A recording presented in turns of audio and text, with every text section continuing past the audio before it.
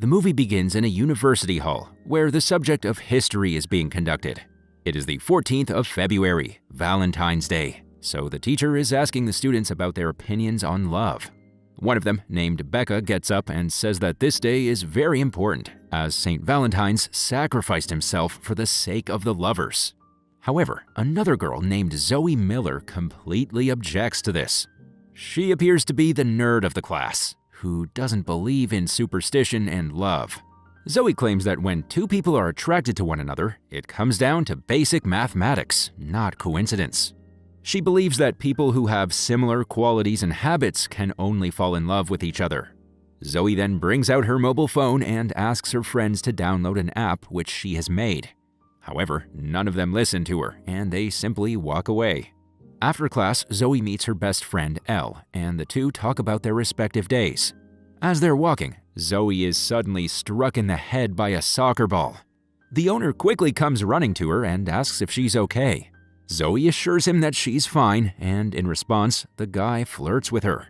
After he departs, Elle reveals that he is Zach McLaren, the captain of the college soccer team.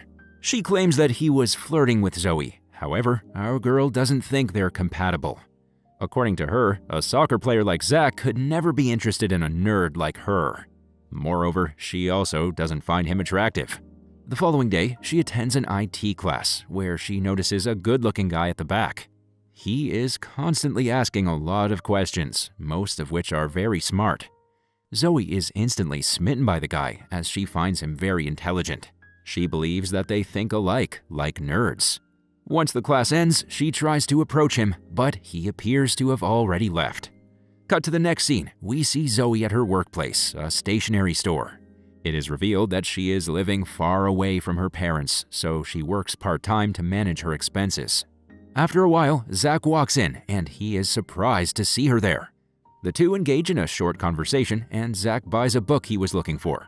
But in his haste, he forgets his credit card. Zoe finds it and rushes outside the store, shouting his name. When Zach finally notices her, he turns back. Unfortunately, a car comes in his way at the same time, and he ends up crashing his bicycle. As he falls to the ground, he lands in an awkward way. Fortunately, the injury is not serious, and Zach appears to be fine. But when Zoe approaches him to check, he suddenly grabs her and kisses her. He even addresses her as his girlfriend. Zoe is startled by all this, but she doesn't say anything at the moment. Later at the hospital, the doctor gives the bad news that Zach has suffered a concussion, because of which he has developed a minor amnesia. This means that he won't remember some details that happened in the last month. But Zoe is still confused about why he suddenly kissed her. To find more information about him, she calls her best friend Elle and updates her on the situation. The latter then reveals that Zach had recently started dating a fellow soccer player named Zoe Wallace. Since both the girls have the same name and look very identical, he must have mistaken Zoe for his girlfriend. At the same time, the doctor advises her to not give Zach any news that would upset him. He claims that Zach's brain will take a few weeks to fully recover, so until that time, she should keep him happy. Hearing this, Zoe reluctantly decides to keep the secret to herself, at least for now. Meanwhile, Zach's parents also arrive, and they mistake Zoe for their son's new girlfriend. They even invite her to their home for dinner, to which our girl agrees. The scene then cuts to the evening where Zoe nervously arrives at the McLaren's residence. When the parents begin asking her a lot of questions, she decides to tell them about her real identity. But before she can do so, the handsome guy from the earlier IT class walks in. Zoe is taken aback, as she was definitely not expecting him here. Later, as the family has dinner, we get to know that the handsome guy is Miles, Zach's cousin. He is currently on a holiday after a long semester at MIT. When Zoe hears this, she becomes even more impressed. She keeps staring at him, even though her supposed boyfriend is sitting right beside her. As the family engages in conversation, Zoe notices that she and Miles have the same quirky yet sophisticated answers. She also realizes that the two of them eat in the same manner. This makes her believe that she and Miles are a match made in heaven, so she decides to conceal her truth for the time being. Later, Zach's parents ask her to join them on a small trip this weekend. They claim that they want to know her better, as their son talks about her a lot. Zoe is a bit hesitant, so she decides to call her best friend for suggestions. She explains the whole scenario and asks if she should go with the family. To her delight, Elle mentions that it would be a great way to get away from her stressful life. She advises her to join the family and enjoy as much as possible. Meanwhile, we're shown Zoe Wallace, who appears to be really concerned since her boyfriend hasn't contacted her in a long time. In the next scene, the McLarens and Zoe venture off to a beautiful hillside resort. As soon as they reach there, they decide to go skiing, but Zach opts to rest at the hotel. Later, we see Miles and Zoe enjoying themselves in the snow. The latter appears to be scared of skiing, and she hesitates to participate. However, Miles encourages her and gives her some lessons. Eventually, after falling numerous times, she manages to master the art of skiing. This sparks a romantic bond between the two. At night, the family gathers in the living room of the hotel, and the parents try to explain the story of how they met. However, as soon as they start, Zach and his sister Avery interrupt them, claiming that they've heard this story far too many times.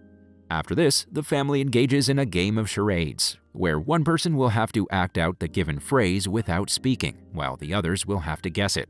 Surprisingly, Miles is able to guess all of Zoe's phrases, almost as if the two have a telepathic connection. A few hours later, as Zoe is relaxing in the hot tub, Miles suddenly joins her. The two then talk about their shared passion for technology and science. Miles claims that they have a lot of things in common, to which Zoe agrees. Their conversation suddenly takes a romantic turn, and they end up kissing. The following morning, Zoe appears to be in a very good mood. She cannot stop thinking about the kiss from last night and hopes that they can have more of it today. However, when she learns that Miles actually has a girlfriend, her whole world comes crashing down. She angrily confronts him about it, but Miles nonchalantly reveals that he and his girlfriend are in a polyamorous relationship. This means that they can have romantic encounters with whomever they want. Hearing this, Zoe becomes even more enraged and she storms out of the place. Her mood worsens to the point that she refuses to go out and explore the city. Now, only Zoe and Zach are in the hotel room. For the first few hours, they just have pointless talks, which bore the hell out of them. But then, they begin playing numerous games. As the day wears on, Zoe finds out that Zach is actually a fun person who enjoys playing nerdy games like her. He even cooks a delicious meal for her, which impresses her. After a while, the family arrives home, but Avery mentions that she left her coat in the car. As she goes to get it, Zach and Zoe decide to accompany her. Outside, Zoe grabs a ball of snow and playfully throws it at Zach. The latter also does the same, and together they end up having a wonderful time. However, at one point, Zach hurls a much larger ball of snow, which strikes Zoe right in the face. Although this doesn't injure her, she is startled for a second. Zach quickly rushes to her and kisses her passionately. At the same time, he gets some fragments of his memories back from the day he struck her with the soccer ball. However, he eventually shrugs it off, thinking it is déjà vu. At night, Zoe calls her best friend for some more advice. She thinks that what she's doing is unethical, but at the same time, she has started developing feelings for Zach. In response, Elle advises her to follow her heart. The next day, the family returns from the trip, and as soon as they reach home, Zoe Wallace arrives at the scene. When both the Zoes come face to face, everyone is stunned.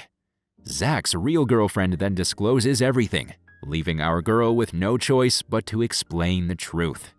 She reveals that she faked her real identity for two reasons. Firstly, she didn't want Zach to suffer as his brain was already in a bad state. Secondly, she had a major crush on Miles and thought that she had a chance. However, despite their similar interests and thinking, they never got along.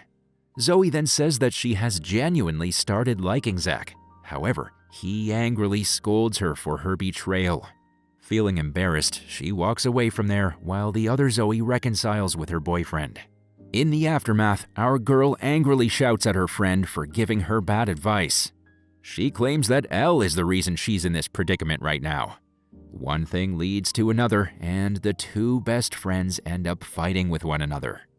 The next day at college, Zoe's problems continue to rise.